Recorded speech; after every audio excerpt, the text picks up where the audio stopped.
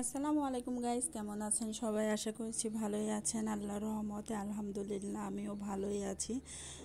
তো নতুন একটা ব্লগে চলে আসলাম। ছেলের এক্সামের জন্য নিয়মিত ভিডিও আপলোড দিতে পারি না, তো নতুন একটা ব্লগে এখন চলে আসছে। তো এখানে আমি রাতে রান্না করে নেব। তো ডিম সিদ্ধ করে নিচ্ছি আমার, যাতে রাতে সকালে আমার দুটোই হয়ে যায়, দুই বেলাই হয়ে যায়। কারণ ছেলে যেহেতু 8টার থেকে এক্সাম, সেহেতু আমি চেষ্টা করছি মানে রান্নাটা বেশি করে করে নেওয়ার জন্য। তো এখানে আমি ডিম নিয়ে আমি ভেজে নিচ্ছি। আজকে ডিমটা আমি বোনা করবো না, শুধুই ভেজে নেব। আর আরও অন্যান্য তরকারি করব। এখানে আমি মুরগির মাংস ধুয়ে নিয়েছি, ধুয়ে পানি ঝরিয়ে নিলাম।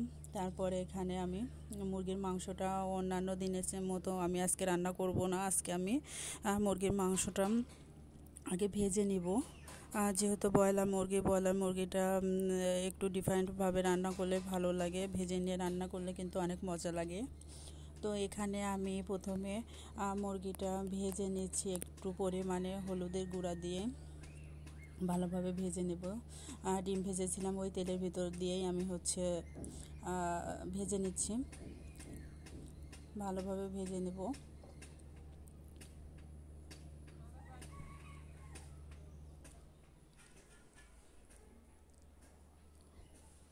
তো দেখো এখানে আমি পাশে অন্য চুলাতে আমি এখানে কিছু পরিমাণ আলু ভেজে নিচ্ছি। কারণ আলুটা আমিও খেতে পছন্দ করি, আমার ছেলেটাও খেতে পছন্দ করে, আর বাসার সবাই খেতে পছন্দ করে আলুটা। আমরা তরকারিতে আলুটা খুব পছন্দ করি। তো এখানে আমি আলুটা ভালোভাবে ভেজে নিব এবং অন্য চুলায় আমি মাংসটাও ভালোভাবে ভেজে নিচ্ছি।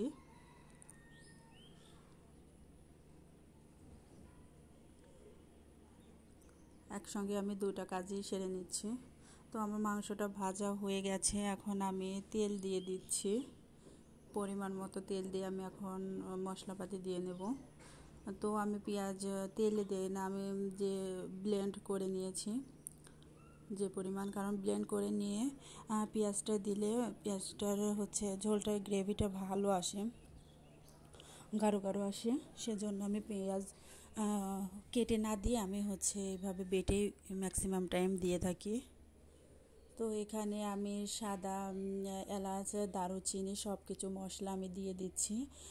পরিমাণ মতো রসুন দিয়ে দিলাম, লবণ দিয়ে দিলাম। এখানে আমি সব কিছু পরিমাণ মতো দিয়ে আমি কষিয়ে নিচ্ছি। এখানে আমি মরিচের গুঁড়া দিয়ে দিলাম পরিমাণ মতো এবং কিছু পরিমাণ গোলমরিচ দিয়ে দিলাম।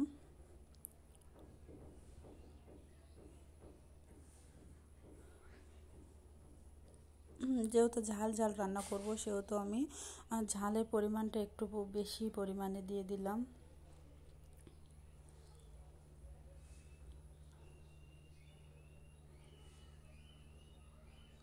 এখানে আমি মাংসটা দিয়ে দিলাম, দিয়ে আমি ভালোভাবে কষিয়ে নেব।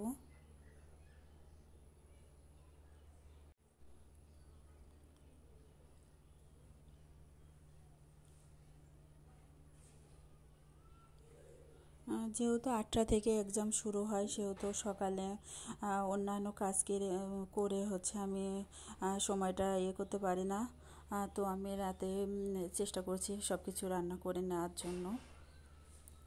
এখানে দেখো মাংসটা ভালোভাবে কষিয়ে নেওয়ার পরে আমি আলুটা দিয়ে দিলাম। আলুটা আমি একটু বেশিই দিয়েছিলাম আজকে।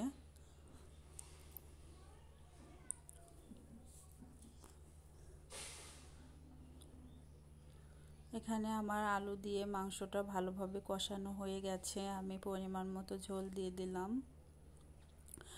দিয়ে আমি এখন মাংসটা রান্না করে নেব।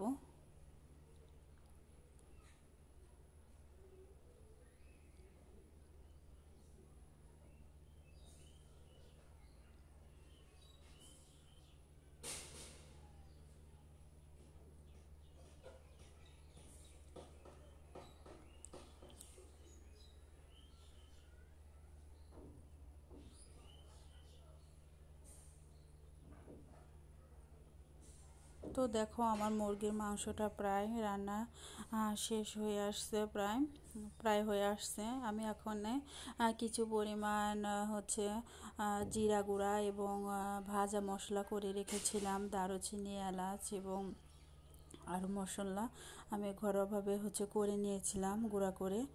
তো ওই গুঁড়াটাই আমি হচ্ছে নামানোর আগ দিয়ে দিলাম। ভাজা গুঁড়ার মশলাটা দিলে মাংসের সুন্দর স্মেল আসে এবং খেতেও অনেক মজা হয়।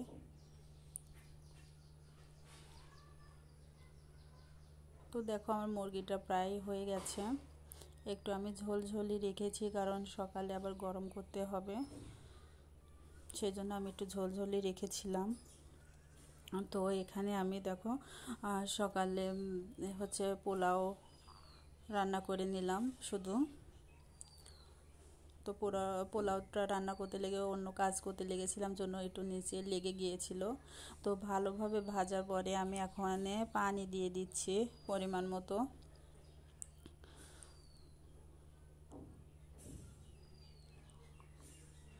আমার ভিডিওটি যদি তোমাদের ভালো লাগে তাহলে আমার পাশে থাকবে, সবাই সাবস্ক্রাইব করবে এবং সবাই কমেন্ট করবে, শেয়ার করবে এবং আমার ভুল ত্রুটি থাকলে আমাকে ক্ষমার দৃষ্টিতে দেখবে, কারণ তোমাদের একটা লাইক শেয়ার আমাকে অন্যান্য ভিডিও করতে উৎসাহিত করবে এবং আশা করছি আমার ভিডিওটি তোমাদের ভালো লাগবে। এখানে আমি পোলাওটা হওয়ার আগ মুহূর্তে আমি কিছু পরিমাণে কিশমিশ দিয়ে দিলাম। পোলাওতে কিন্তু কিশমিশ বা বাদাম দিলে অনেক মজা লাগে, কার কেমন লাগে জানি না, তবে আমার অনেক মজা লাগে। তো এখানে দেখো পোলাওটা প্রায় হয়ে আসছে।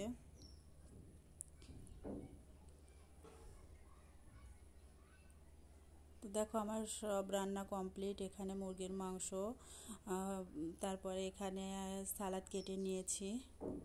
আমার সব রান্না কমপ্লিট হয়ে গেছে। আর আমি বুটের ডাল রান্না করেছিলাম, এটাও বেড়ে নিয়েছি। আমার ভিডিওটি ভালো লাগলে পাশে থাকবে। আল্লাহ হাফেজ।